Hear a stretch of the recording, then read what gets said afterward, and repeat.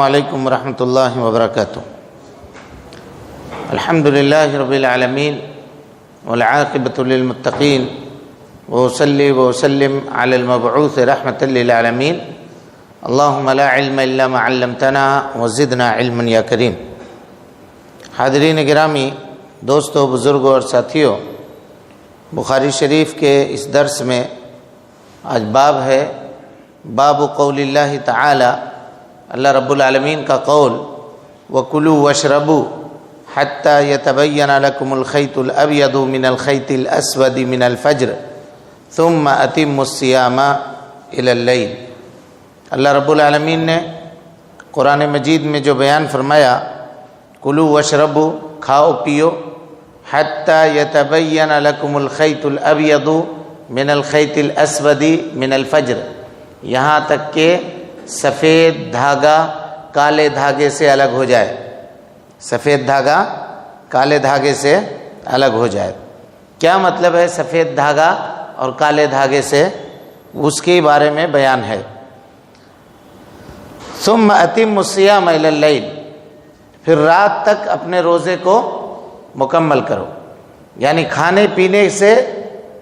سفید دھاگے سے کالے دھاگے کو الگ ہونے تک سے پہلے تک رک جانا ہے، اور اس کے بعد پھر صبح ہونے کے بعد کھانا نہیں کھانا ہے، یہاں تک کہ رات داخل ہو جائے۔ فیہ براء عن النبی صلی اللہ علیہ وسلم، امام بخاری رحمۃ اللہ علیہ کہتے ہیں کہ حضرت براء ابن عازب رضی اللہ تعالی عنہ کی روایت ہے، اس سلسلے میں وہ نبی صلی اللہ علیہ وسلم سے روایت کرتے ہیں۔ اب اس کے بعد امام بخاری اپنی سند سے حدیث نقل کرتے ہوئے کہتے ہیں کہ عن عدی ابن حاتم رضی اللہ عنہ، حضرت عدی ابن حاتم رضی اللہ تعالی عنہ سے روایت ہے، کہتے ہیں لما نزلت، جب یہ آیت نازل ہوئی، حتی یتبین لکم الخیط الابیض من الخیط الاسود من الفجر، من الخیط الاسود، یہاں تک پہلے آیت نازل ہوئی تھی، حتی یتبین لکم الخیط الابیض من الخیط الاسود، آیت یہیں تک نازل ہوئی تھی۔ تو حضرت عدی ابن حاتم نے کیا کیا، عمدت الی اقال اسود و الی اقال ابیض، دو رسی لیے، ایک رسی جس کا کلر کالا تھا اور دوسری رسی جس کا کلر سفید تھا، وائٹ تھا، دو رسی انہوں نے لیا۔ فجعلتهما تحت وسادتی، اور ان دونوں رسیوں کو لے کر کے انہوں نے اپنے تکیے کے نیچے رکھ دیا، ہے نا، اپنے تکیے کے نیچے رکھ دیا۔ فجعلت انظر فی اللیل، اور رات کو اٹھ کر کے تکیہ اٹھا کر کے دیکھتا تھا دونوں رسیوں کو۔ فلا یستبین لی، تو مجھ کو دونوں میں کوئی فرق سمجھ میں نہیں آیا۔ ظاہر سی بات ہے، ہمارے زمانے کی طرح اس زمانے میں روشنی کا یہ انتظام نہیں تھا، چراغ وغیرہ لوگ جلایا کرتے تھے، اور اس سلسلے میں بھی نبی صلی اللہ علیہ وسلم کی ہدایت ہے کہ اگر کوئی آدمی چراغ جلا کے سوئے رات کو، تو سونے سے پہلے اس کو چاہیے کہ چراغ بجھا دے، پانی وغیرہ کے جو برتن ہیں اس کو بسم اللہ کہہ کر کے ڈھک دے، چراغ کو گل کر دے، بجھا دے۔ کیوں؟ نبی صلی اللہ علیہ وسلم سے پوچھا گیا کیوں، تو آپ صلی اللہ علیہ وسلم نے فرمایا کہ رات کے وقت بلا، مصیبتیں اور پریشانی نازل ہوتی ہیں، تو اگر برتن کھلا ہے تو وہ آ کر کے اس پانی میں گرے گی، برتن میں جائے گی، اس لیے برتن کا منہ ڈھک دینا ہے۔ اور اسی طریقے سے اگر برتن کا منہ ڈھکا ہوا نہیں ہے تو اس میں کوئی کیڑا ہے، مکوڑا ہے، کچھ بھی گرے گا، اور صبح کے وقت یا رات کے کسی پہر میں آپ کو پانی پینے کی ضرورت ہوئی تو آپ چیک کر کے تھوڑی نہ پیجیے گا، جائیے گا برتن سے پانی نکالیے گا اور پی لیجیے گا، ہو سکتا ہے کوئی نقصان دہ کیڑا اس میں گر گیا ہو، زہر ہو جائے گا، پریشانی ہو جائے گی۔ اور اسی طریقے سے چراغ کو بجھانے سے منع کیا، چراغ کو بجھانے کا حکم دیا کہ اس لیے کہ چوہا جو ہے، چوہا رات کے وقت وہ ادھر ادھر دوڑتی بھاگتی ہے، دیکھیے گا، سوئے رہیے گا، کھڑ کھڑ کھڑ کھڑ کھڑ کھڑ ادھر سے چل کے جانا، ادھر سے چل کے آنا، رات کے وقت اس کا کام شروع ہوتا ہے۔ تو اگر چراغ جل رہا ہو، چراغ کے فلیتے کو لے کر کے پورے گھر میں اگر چل گئی تو کیا حالت ہوگی؟ پورے گھر میں آگ لگ جائے گا، نقصان ہو جائے گا، آدمی بھی جل جا سکتا ہے۔ تو یہ چراغ تھا جس کو نبی صلی اللہ علیہ وسلم نے گل کر دینے کا حکم دیا۔ بہرحال تو ایسے اندھیرے میں جب صحابی ایک کالی رسی اور ایک سفید رسی لے کر کے سوئے تو اس کو اٹھا کر کے دیکھتے رہے، جب تک دونوں کے درمیان فرق سمجھ میں نہیں آیا کھاتے پیتے رہے۔ صبح جب ہوئی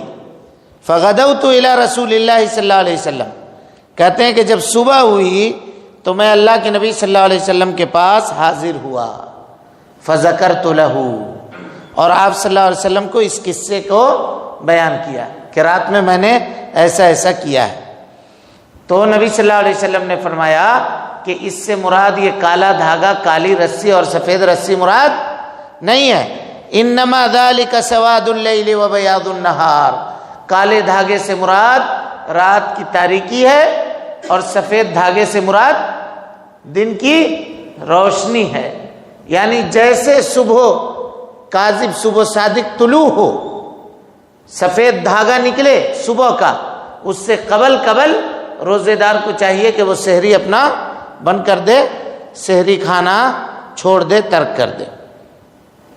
کہتے ہیں ایک دوسری حدیث اس کے بعد بیان کرتے ہیں امام بخاری رحمۃ اللہ علیہ، اس حدیث کے راوی ہیں حضرت ابو حازم، وہ سہل ابن سعد رضی اللہ تعالیٰ عنہ سے روایت کرتے ہیں۔ کہتے ہیں کہ لما نزلت، جب یہ آیت نازل ہوئی، کلوا واشربوا حتی یتبین لکم الخیط الابیض من الخیط الاسود، یہ آیت جب نازل ہوئی تو